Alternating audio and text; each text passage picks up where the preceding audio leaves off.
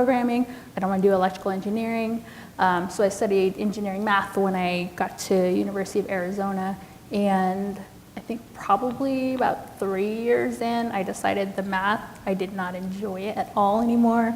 And I actually did an internship in the mechanical engineering department, and that completely changed my trajectory of where I went. And so I changed to mechanical engineering. I mean, added on more time to what I was going to do in school, but it was so worth it.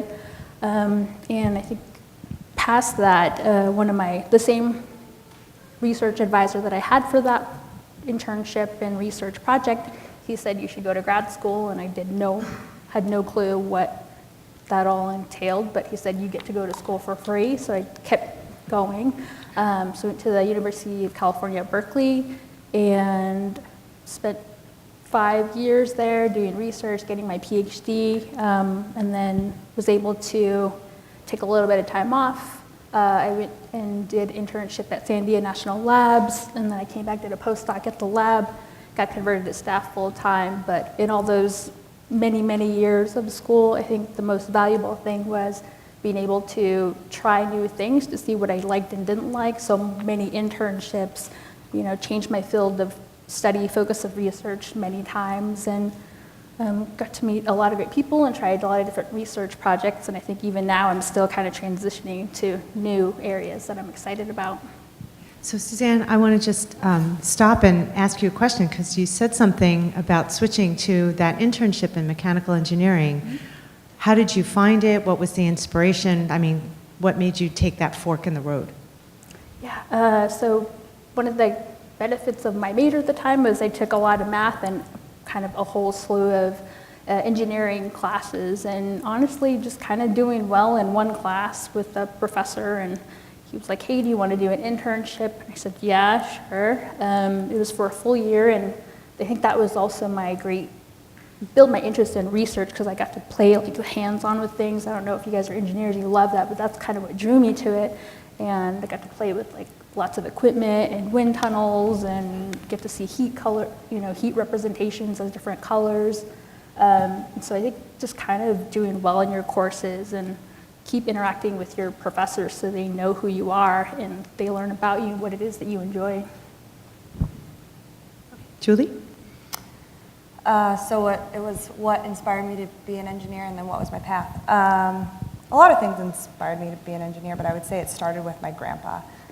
He was the type of guy who would fix something if it was broke, not just buy a new one. So I spent a lot of my childhood ripping things apart, putting them back together with him.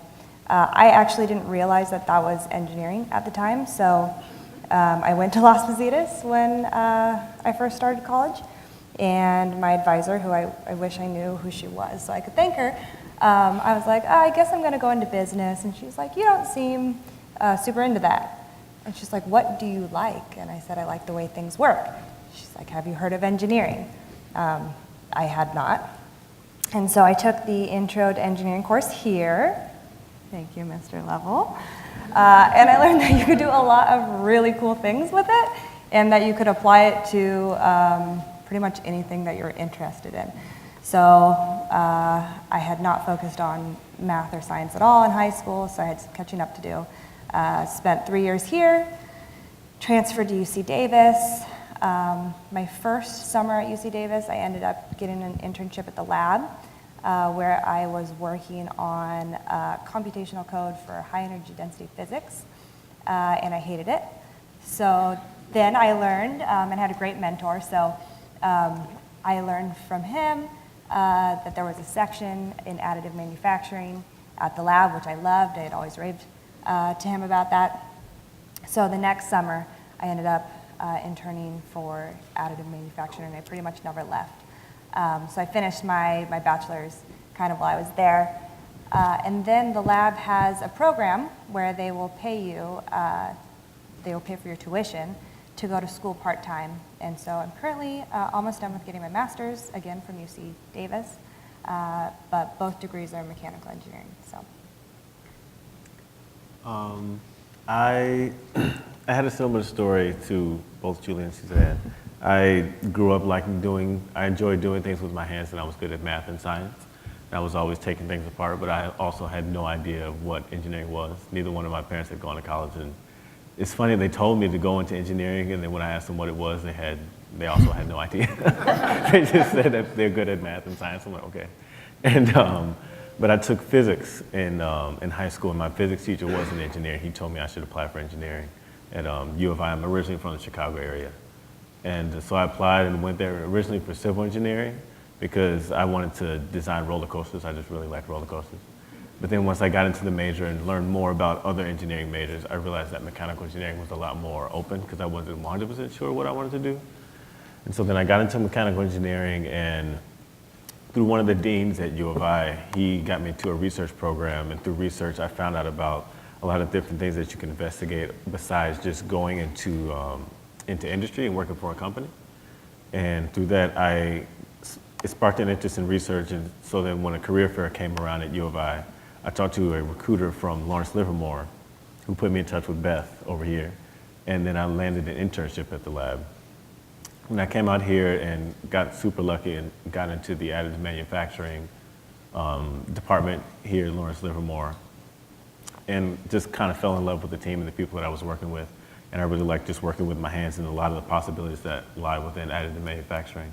And so then I just kept coming back for the next summer, and then after I finished my bachelor's, they brought me out for kind of a year-long appointment, similar to a postdoc, and then after that was coming to an end, they asked if I wanted to become staff. They converted me, and I'm also doing the same distance learning program as Julie at UC Davis, pursuing my master's that the lab is paying for. And I guess, yeah, that's about it. That's pretty cool. I guess I also kind of relate to the whole fixing things situation, except I was a bit of a troublemaker, and I had a tendency of breaking things, and I realized if you fix it, no one will get mad at you. So that's what I was doing. So I'd break something, and then just kind of like, try to fix it together, or get it sort of like that. And but I guess really I was in denial of like what I liked to do.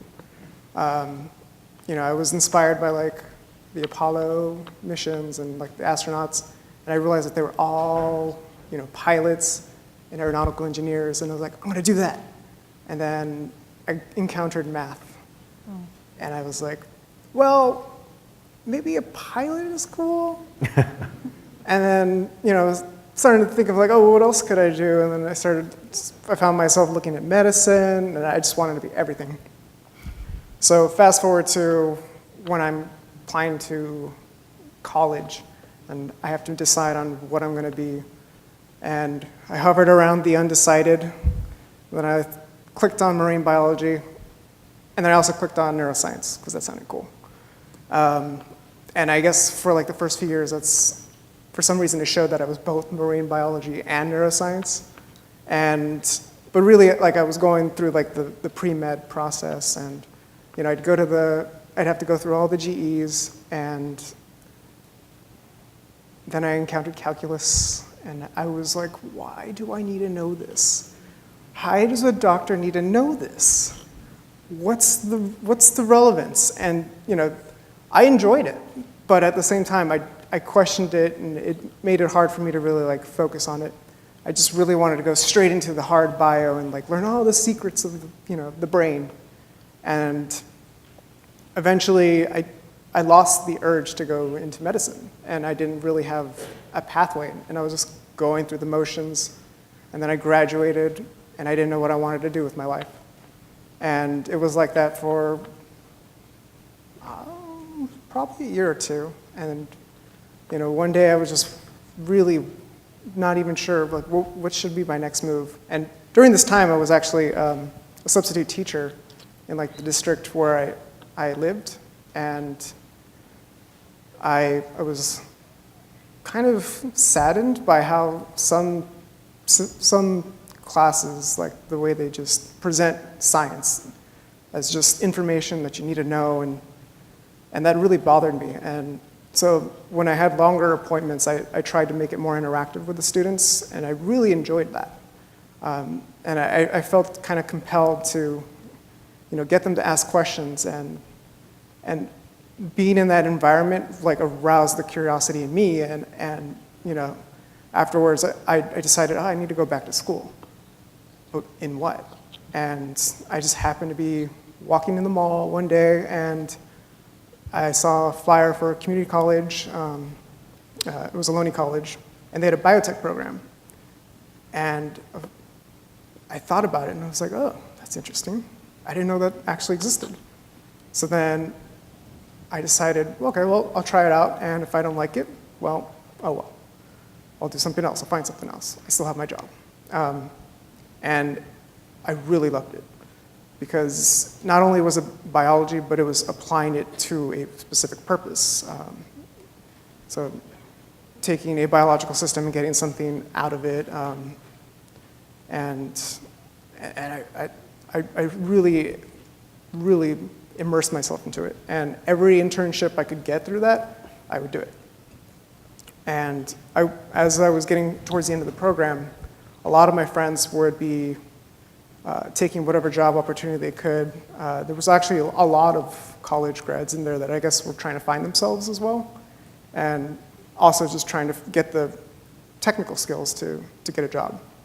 And so I went through the entire program, and I was getting to the point where, what am I going to do after this? This is going to end. What am I going to do? And I was applying to a postbac position to do research, because I had had a class, and that really, I found that was really exciting for me. And when I applied to it, I went through the whole process. You're asking professors, hey, I'm really interested in this. Can you write me a letter of recommendation? And it was this intense experience for 2 months. And at the same time, I had talked to a professor who was, or a professor from that school who recommended, have you considered doing an internship at the national labs? I was like, what? What is that? And then she was talking to me about how she had done an internship at Sandia and Lawrence Livermore, and she was a genetics major. And I didn't really think much of it, but then later on she forwarded me something that someone had sent her for a bioengineering internship. And I looked at it and I was like, rheology? I don't know what that is. What is that? Microfluidics? What is that? Computational modeling? Cells?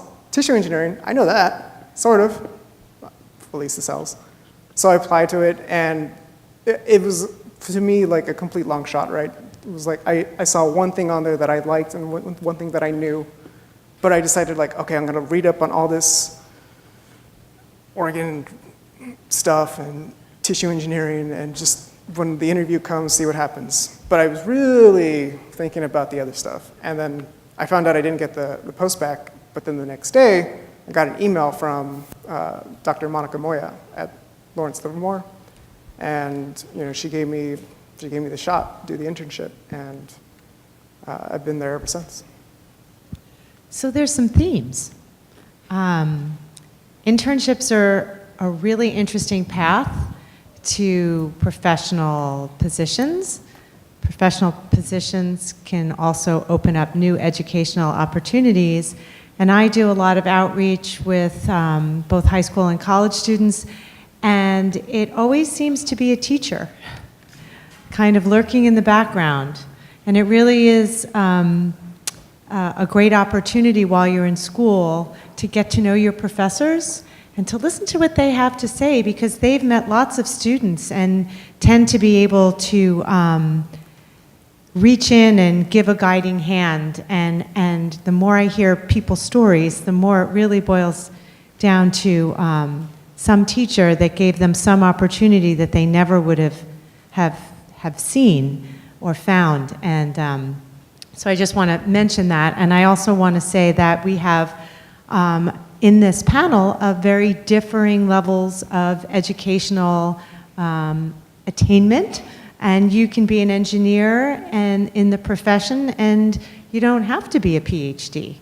And there's many different entry points into engineering. And so I think that's a really important point to share, because everybody has different interests, and different degrees give you different opportunities, and you don't always get all your degrees all at one time. So The next question, before we go on to the next question, maybe we take a minute and hear from the audience. Does anybody have a burning question about anything that they'd like to ask our panelists?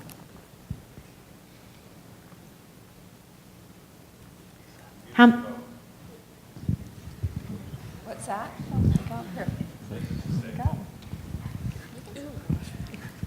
You guys give me hope. That is all. With a show of hands, how many are engineering majors in the room? Nice. How about bio? Nice. Other questions?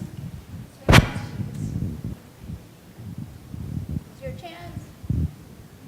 Engineers up here.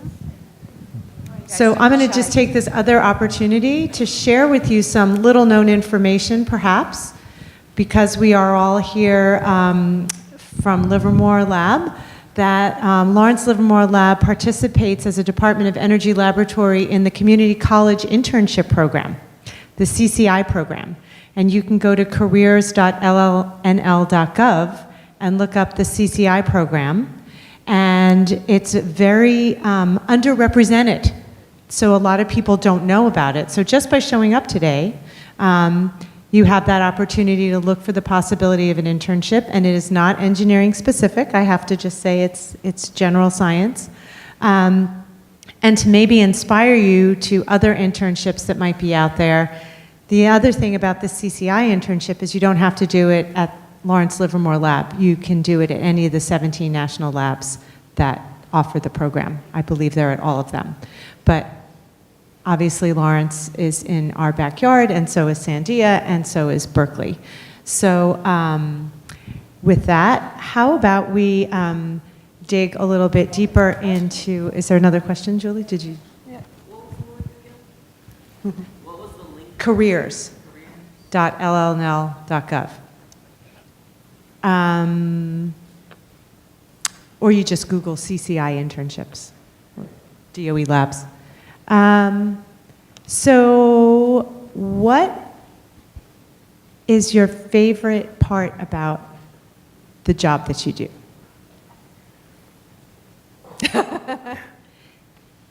I'll go. Go ahead, Julie. Okay, so I always considered myself to be artistic and creative when I was younger. And I think this is a reason why I didn't like computational stuff, even though I wish I was better at it now. There's something about engineering, and especially 3D printing, that you're allowed to still, kind of like that bridge, it was inspired by art, you're allowed to use your creativity to solve problems, but in additive manufacturing too, you actually get to create something so quickly, which still blows my mind. So you get to come up with some concept, design it, and then have it sometimes the next day. So I just think that's fantastic. One thing I would say that I enjoy in particular about working at the lab is the flexibility that I have, because I work on several different projects. I work on microfluidics projects, I work on metal 3D printing projects, I work on additive manufacturing, and I didn't study any of these things in undergrad. I was a mechanical engineer and came in doing microfluidics. I had no idea what it was. And then they let me branch into making different structures with 3D modeling and AutoCAD software. And then now I'm branching into metal 3D printing, which is another field I recently got into within the past year. So I never feel like I'm like stuck in a rut, even though I enjoy all the things that I do. But after being at the lab for so long, you kind of see all the other things that people are working on, and you can try to start to get involved with those projects and learn a little bit more and branch out. I second that. Yep, I third that. I think I also enjoyed that. For at the lab, I did pretty much exclusively experimental work, but coming into the lab, I'm a computational person now. And I got the first day, I was like, I don't know any of these things. I don't know nodes. I don't know parallel computing, and you want me to do all this. So, but it was great. So it was a learning experience. I still kind of wish I did experiments from time to time, but it's great learning all these different tools like I don't know, ANSYS is one that was really neat. There's codes that are very specific to the lab, which are pretty cool. But another thing that I really enjoy about what I do is I help make visualizations, so like a single page visualization that contains a lot of data. So one of the examples is how much energy we consume. And I think it's great just to show people who don't want to go through 300 pages of information to show you, look, this is what we're using, this is how we're using it, this is how efficient it is. And I think from that comes more interesting discussions of how can we change this, how can we transition, how can we improve the efficiency of these different areas. So that's one thing I really enjoy about the work that I do. I really like blasting cheesy 80s music while I'm printing cells. But also, I like watching an experiment come together. I like the prep work that comes along with it, and then the immersing yourself in maybe the literature to find an answer to a problem that you didn't really know you had until all of a sudden you had it. Just the constant learning that can happen. So my background is in molecular biology. That's where I have my PhD. And so I've done a lot of writing professional publications. I'm wondering how much of that is part of what you do in your work. Is anybody writing? Or are we all tinkering? Subwriting, mostly technical reports, a lot less papers than I used to. Yeah, I think it's a bigger part than I would have expected. So, you know, if you do something and you don't tell everybody you did it, you know, does it count to some extent? And there's a saying, publish or perish. And so it does get a little bit exciting when you're ready to write up your work and, you know, you're writing it up and you're kind of racing the clock because if somebody else publishes it first, then yours doesn't kind of count as much. So it's interesting. There's like a fire underneath you to get your stuff out there. And it can be really exciting too, you know, once it's published, to see your work up online that other people can see. So I've done a little bit of writing in the past, but now I'm getting to a point where more writing is going to be happening. So I haven't done quite as much yet. But generally with engineering and research, it's just like Julie was saying, is as you're doing things, these things are all really new. And so then when you get to a point where you've got like a nice package to kind of send out and publicize, you kind of want to let people know what's going on. And also when you go to conferences, you have to give presentations and kind of just communicate your work to a wider audience within your field.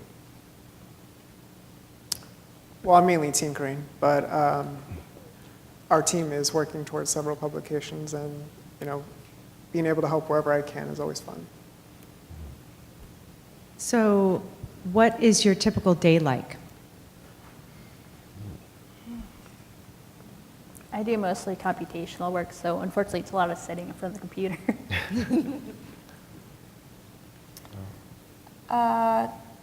it varies from day to day, which is cool. And you get a deadline of when you have to do things, but nobody tells you what you have to do day to day. So it's really up to you, which is pretty cool. So some days I don't want to go into the lab, and so I'll sit and do research, or I'll write, I'll make presentations. And some days I don't want to sit at my desk, so I'll listen to some music and just jam through some experiments. And it's cool because you have different projects, so if you get stuck on one, you can move to the next and kind of go back and forth between everything. Yeah, just like Julie was saying, there's usually not a structured schedule from one day to the next. They kind of vary quite a bit. So a lot of it, at least in the beginning, is just reading a lot of emails and seeing what's going on.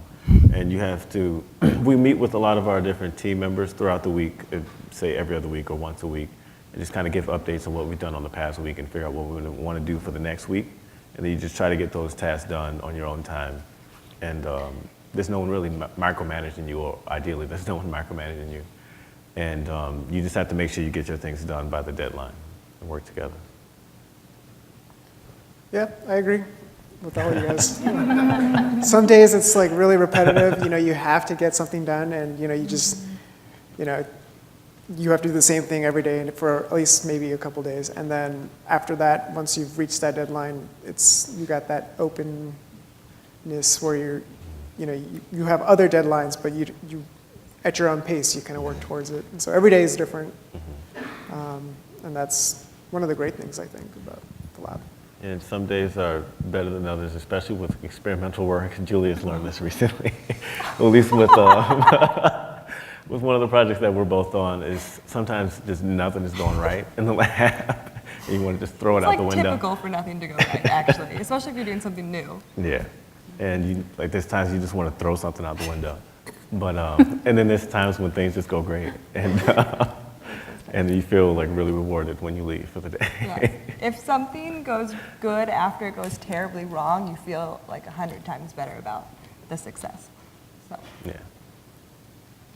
So if we take another little pause, does anybody have a question? Oh, way far, okay. And then there's one way up in the back. So being on the forefront of science, where do you still grab inspiration if you do? Who inspires you still?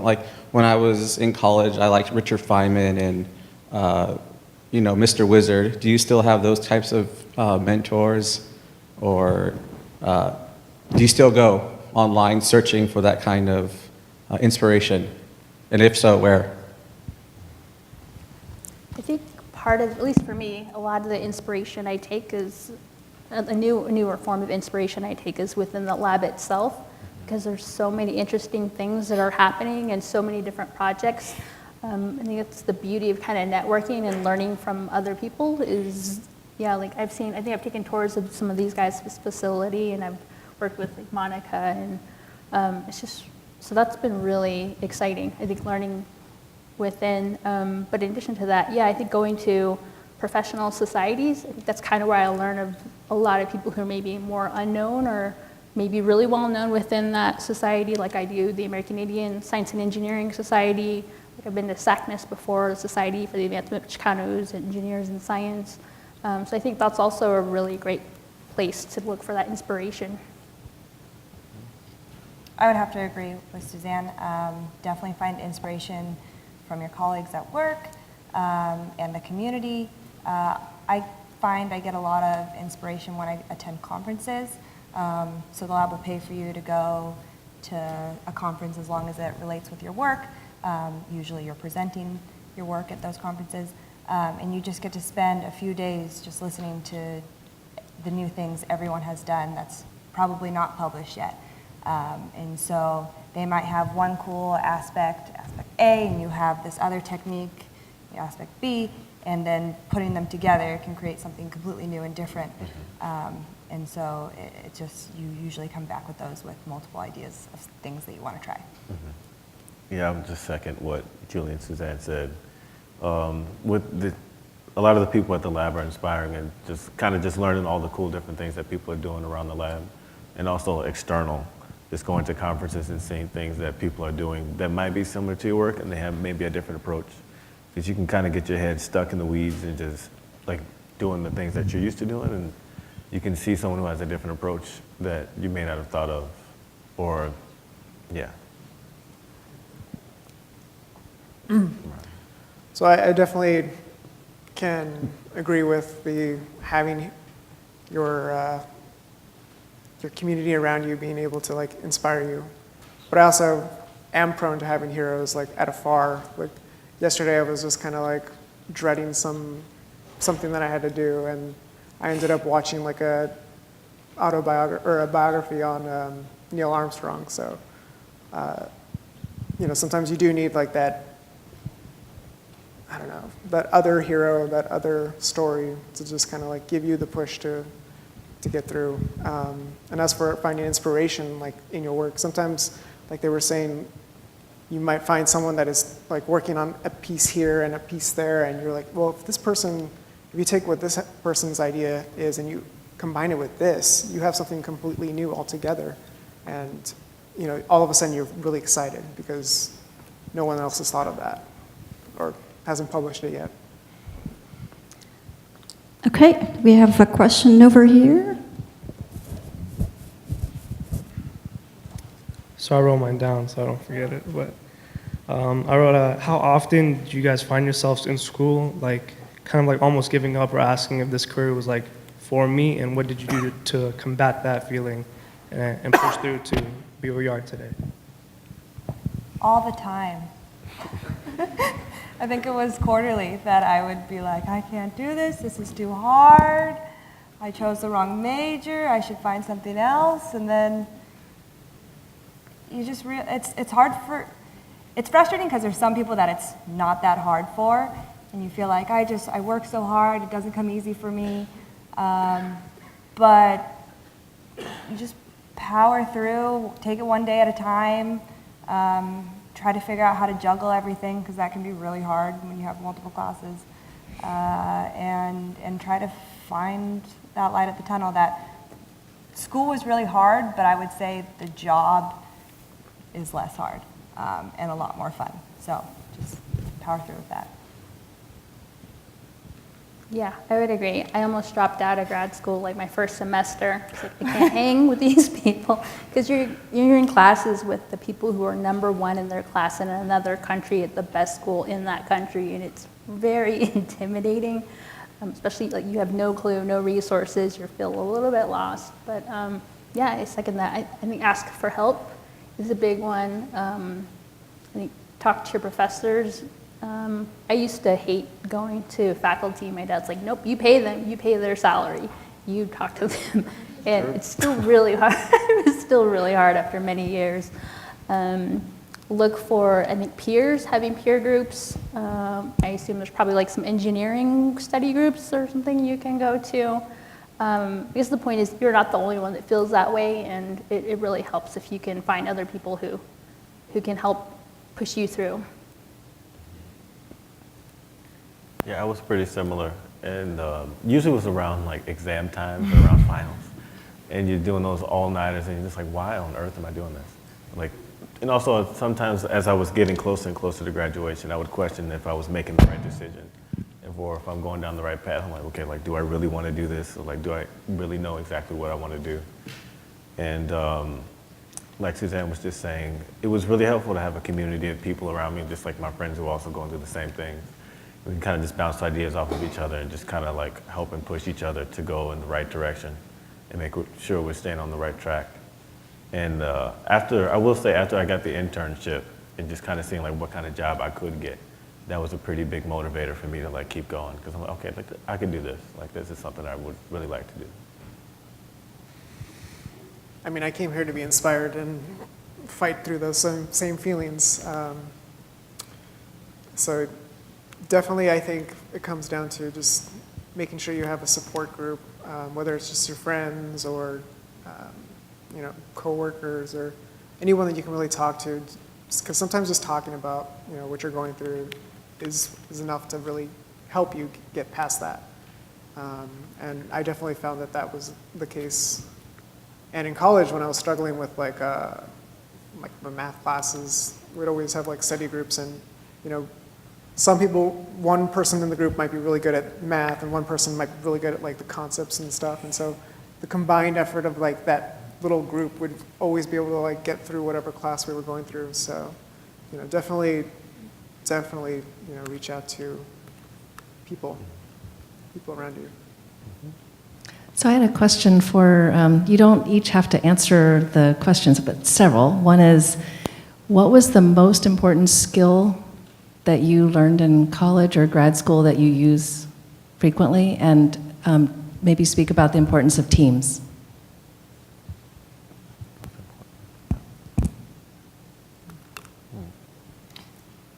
I would just say learning how to tackle problem solving.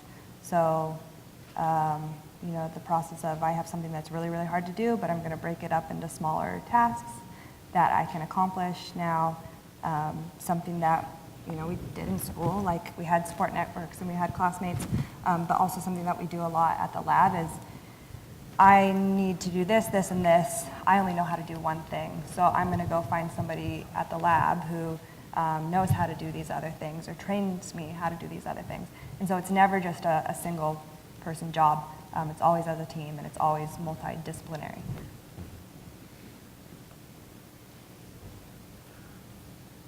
I would say one skill I learned in college, at least, well, it's actually a non-technical non-technical skill is just communication. Because I got involved with the National Society of Black Engineers, and they had us doing a lot of like presentations and communicating with people. And that's made it a lot easier for me to communicate my ideas to like the wider audience, and maybe doing things like this on the spot, because when I got into college, I was pretty shy. I mean, I'm still pretty shy, but I'm also like more comfortable talking in front of a crowd of people nowadays. And it's also useful when you go to conferences and you like have to explain your ideas to technical audiences. And also, when I was in NSB, I did a lot of outreach stuff, so communicating my ideas to people who might be in high school or middle school. So kind of making it simple, or taking a complicated technical subject and breaking it down to the level where a middle school might be able to understand it.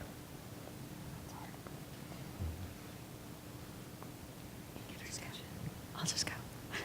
Yeah, I think for me, at least the grad school value is not the actual research, but one is the value of learning how to do research, and as you guys talked about earlier, is the pains of failing a lot of times to get to a point where you're trying to get to. So sort of it builds that perseverance, but also just the fundamentals of research, like kind of how do you figure out what's the current state of the art with something? How do you find out who's doing what good work? What are the tools and resources you need to be able to do that? And so I think still using all those tools up to this day is really important. Of course, you have to be able to explain your research, like William said, and I think the elevator speech, a lot of people try to grill that into you should have your elevator speech, what it is you do, what do you like, 30 seconds or less, 2 minutes or less. So if you see something really important, or you never know who you're going to meet that could have an impact on your future. I would say realizing that sometimes it's okay to fail and not being afraid of it. And if you do it as a team, that pain is shared. And once you overcome it, it's that much better because you're sharing it with more people. So I think this question's mostly for Julie. Since you went to Las Positas, do you have any advice for those who are in your shoes who are planning on transferring, like some things that you learned through the process? So I definitely did the TAG, I think, which was the Guaranteed Transfer Agreement. That made things pretty seamless for UC Davis. I would say be prepared if you choose a school that goes to quarters, be prepared for a really quick change of pace, because I really enjoyed the semesters at Las Positas, and I felt it gave me a lot of time to digest the information. And with quarters, it was just like you blink and it's over, which is good and bad if you don't like the class. And also, you're going to have to make a larger effort to get to know your professors. So I really took for granted that you would be taking courses here with 12 students, and you get to know your teacher no matter what. But sometimes, in a larger school, you have a class of 180. So unless you make the effort, they're not going to know who you are. So, as a final question for you to share, is there anything else that you would advise the student audience moving forward down their education and professional path? One little pearl of wisdom. If you're wondering why you're learning calculus and you think it's useless, just stop yourself. Be open to the experience. Take it in, because wow, it's everywhere. And that's a lesson that I've learned and enjoyed.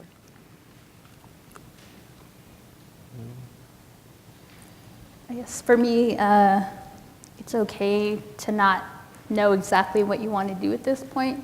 I think I spent many years of school, and when I was done, I still didn't know what I wanted to do.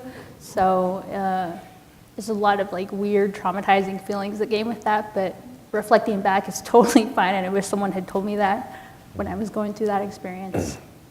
Because you'll have opportunities to learn, try new things, and honestly, that's the only way you're going to figure out what you like and don't like, is by trying different things.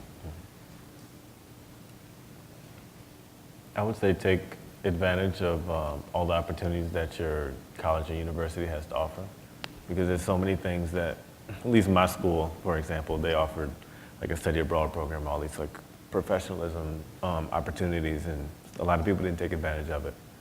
And I think it's just a good idea. I mean, you're paying for it, so you may as well just take full advantage of it and try to just enjoy your experience as much as possible. I would say it's never too early to start looking for internships. I felt like, I guess that's kind of a plug, but I felt like things really started to connect for me when I was able to see some or get some real world experience. And so if you are doubting that you want to be in this field, maybe see if you can even volunteer somewhere, and that might help give you some motivation. Okay, well, thank you all for coming out tonight and sharing your time with us, and let's thank our speakers.